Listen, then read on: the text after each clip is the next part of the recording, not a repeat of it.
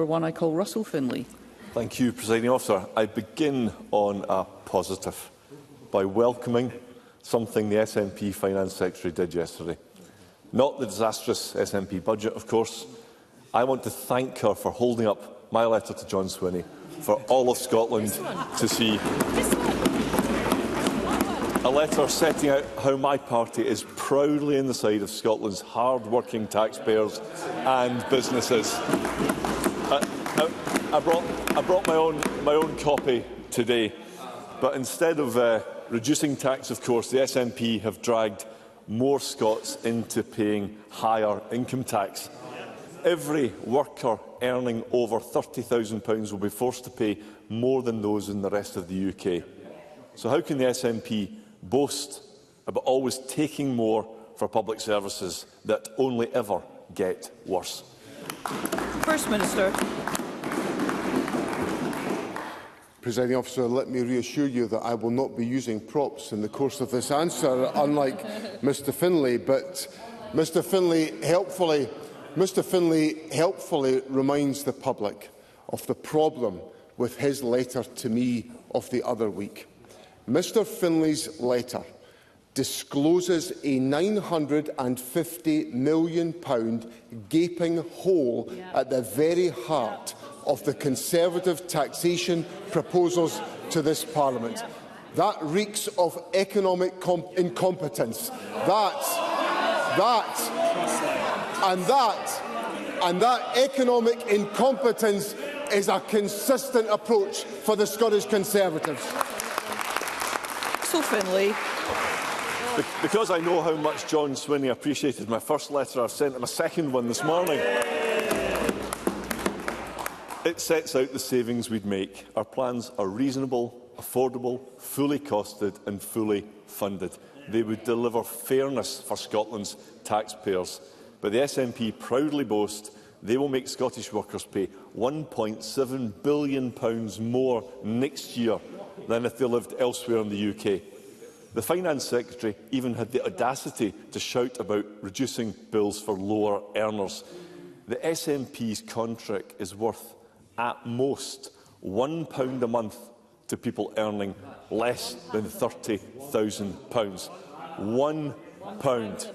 What are they supposed to do with that? Buy a selection box from Poundland? First Minister. I honestly think Mr Findlay is going to have to practice his gags a little bit more after that one. Let me helpfully I'll look for. I haven't seen Mr Findlay's letter yet. I was out at an early learning centre this morning explaining the importance of the government's commitment to lift the two-child cap which the Conservatives imposed, sending children into poverty in our country. So I'll have a good look at the letter when I get back upstairs. But let me just tell Mr Findlay two things. First of all, on tax alone, 50%, more than 50% of taxpayers in Scotland are better off than in the rest of the United Kingdom as a consequence of the tax decisions that we have made. And when you take together tax and social security, 60% of taxpayers in Scotland are better off than if they lived in the rest of the United Kingdom. That is what I call delivering for Scotland. Russell Findlay. Well, I hope that John Swinney learned something from the children at the Early Learning Centre. We know that public services never improve under the SNP. More taxpayers' money is going to the NHS, but the SNP have no plans to reduce waiting lists or bureaucracy. Right. Scotland's Independent Auditor-General this week said the government has no vision for our health service and that changes are urgently needed. Hospitals across Scotland are already in crisis. And while the SNP Health Secretary takes taxpayer-funded limos to Pittodrie, ambulances are being sent away from Aberdeen Royal. Yet the SNP government contains a rehashed pledge to reduce waiting times. That same promise was supposed to have been delivered by September, 3 months ago. So why would anyone believe the SNP will keep their word this time? First Minister. Mr Findlay made the point that apparently there is no enhancement of public services in Scotland, but the early learning and childcare centre that I visited this morning is part of a network around the country which is supported by £1 billion of early learning and childcare investment, which has meant that for 3- and 4-year-olds in this country, and for many 2-year-olds, they have access to 1,140 hours of early learning and childcare, a promise made by the Scottish Government and delivered by this SNP government. Now, Mr Findlay talks about efficiency within government, and the Minister for Public Finance, Ivan McKee, who is sitting in the chamber today, was referenced by the Finance Secretary yesterday as having a remit to address the issues of productivity and performance within public services, and he is devoting his energy to doing that as part of the plans that the Health Secretary and other ministers are taking forward in our public services. So, for Mr Findlay for Mr Findlay's benefit, I would say this. This government is absolutely determined to improve the performance of our public services. There are challenges in our public services arising out of the disruptive effect of COVID, but this government is 100% focused on making Let's sure... hear the First Minister.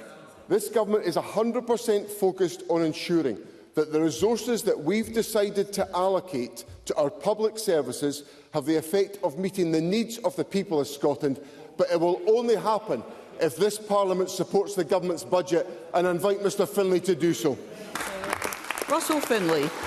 I, for one, am delighted to hear John Swinney is going to fix the mess that he's made over the past 17 years. He's going to begin fixing the mess that he made for 17 long, miserable years. This budget perfectly illustrates what a John Swinney government looks like.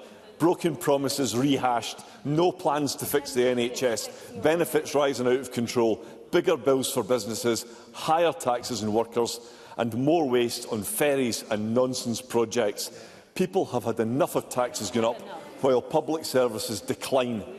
This budget might work inside the left-wing Holyrood bubble, but how does it help workers and businesses in the real world? First Minister. Well, I suspect businesses around the country will welcome the tripling of investment. Mr Burnett is laughing, and Mr Lumsden, as usual, is out of his seat with his shouting and bawling. Well, maybe Mr Lumsden should think. Members, let's settle. Maybe Mr Lumsden and Mr Burnett can find it in themselves to welcome the tripling of investment in offshore renewable investment that the government has put in place. Maybe they could welcome the £768 million investment in housing to boost affordable housing expenditure in Scotland.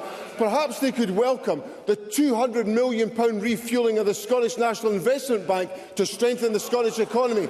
That's this government delivering to strengthen the economy in Scotland.